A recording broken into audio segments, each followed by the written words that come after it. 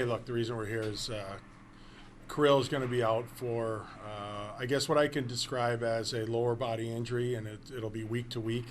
I'm not going to get into any specifics or anything. It is not a season-ending injury, but it will put him on the shelf for the next little while. And hey, look, we've been down this road before, and it's unfortunate. I mean, Kirill was having a Hart Trophy type season, but it's disappointing for him. It's disappointing for us too. But we've put ourselves in a good position in the standings and the way we're playing, and we just need to deal with this situation. It's not the end of the world. We're going to keep playing and continue to get better, and when Kirill's healthy and all healed up, he'll be back and we'll be even better.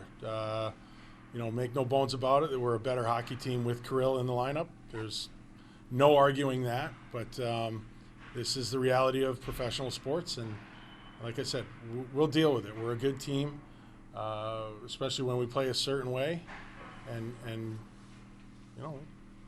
we'll be all right. Is this the same injury that kept him out for the past month, or is Yes. it something different? Okay. Yes. Do you think surgery would be involved then? Yes. Is that planned as of Yes. now for this week? Yes. Okay. Oh, Or this week you don't know yet, yeah. but surgery will I be was just required. saying yes. Yeah. Surgery is required. Okay. Like I said, this is not a season-ending situation. It's just something that really needs to be tended to, and like I said, week to week. I'd say probably a minimum of 4, and we'll just go from there. It's tough to say.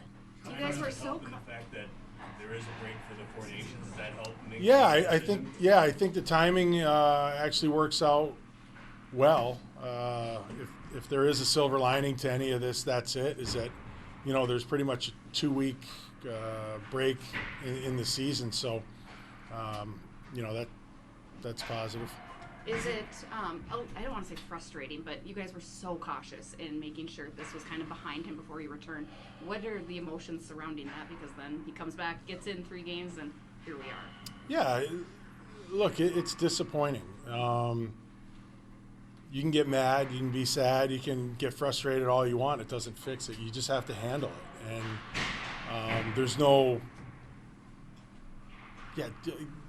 being emotional about it doesn't get you anywhere. So we're just, you know what? We've identified the problem. We're going to get it fixed for him, and we move ahead. Was there re-injury when he played, or was it just it didn't respond to it? Yeah, it just never came around. So this is something that we feel, he feels, his agent feels that it's necessary. Is this something that maybe you thought about when it originally happened, or was it just kind of No. wait and see? No, it was more of a wait and see. It's just you never want to jump into surgery. You want to do everything you can to avoid it. It's just invasive and just brings everything to a different level. So, but like I said, not season ending, so that's a good part of it. So the plan would be regular season. The hope would be he'd be able to be back before the regular season ends. Yeah, hopefully. How about the state of your team overall? How's he feeling about it? He's very, Kirill's very upset. He's,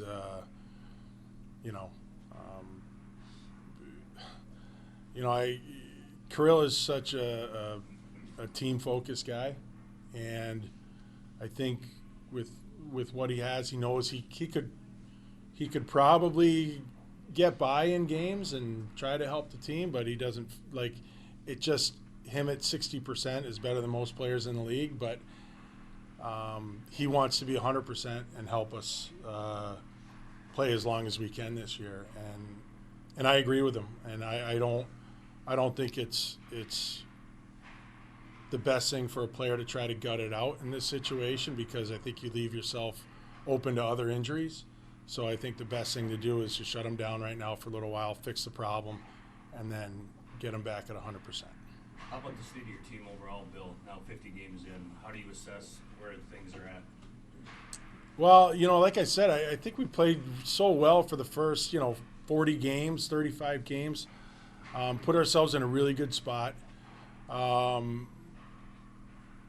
There are certain things that we have to address. I think John's covered it with the team. Our home record really needs to improve.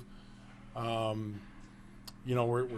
trying to figure that out. It's a little confusing because our arena is such a great place to play, and we've got great fans, and the whole atmosphere is fantastic. So we're trying to figure that out. The guys are trying to figure it out, and I think that's the biggest hurdle right now. But we're going on the road for a stretch here and playing some very good teams, and if we can continue our winning ways on the road, then that's something that's positive, and we need to continue. So I've been very happy with the way that the team's performed. It's never perfect. There's always ups and downs. You always want to be, playing at your best, but that's just not possible in an 82-game schedule. So you have to, you have to control your emotions during the highs and lows, and we're in a good spot. We just have to stay there. Before we know it, trade deadline will be here. Does this at all change your approach? I know you're a guy that's always willing to listen and take calls, but does this change anything for you? It could. It could. Thank God I have people that are much smarter than me around me helping me with the salary cap stuff. So we'll see how much space we have and where this leads us. And hey, look, if we will do what we're able to do with the cap space that we have. And now, along those lines, and let me know if Matt Sells would be a better conversation for this. Are you able to put Kirill on an LTIR in order to, right, it gets into those numbers, that nitty gritty again of what you can improve. Yeah, it's not, it's just not as simple as that. You don't really want to be in LTIR. It's just not the best place to be. So I guess in my simplest terms, we'll see what we have by the deadline, and we'll use what we have. How challenging has it been doing all the salary cap gymnastics where you've got to look at... Ask Matt Sells. I'm glad you have. I'm glad I have him. Oh, yeah. Just what have you seen from Ogren recently? He's kind of taken this opportunity and seems like he's playing well. Now with Kirill possibly out, it seems he might even get a bigger chance. Just what have you kind of seen from Ogren? Yeah, it's been a couple games now. His first game wasn't great, but that was a kind of a weird situation to jump into. But he's been a little more consistent. I'd still like to see him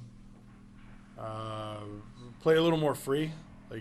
He tends to be a little robotic at times, and he's got too much skill for that.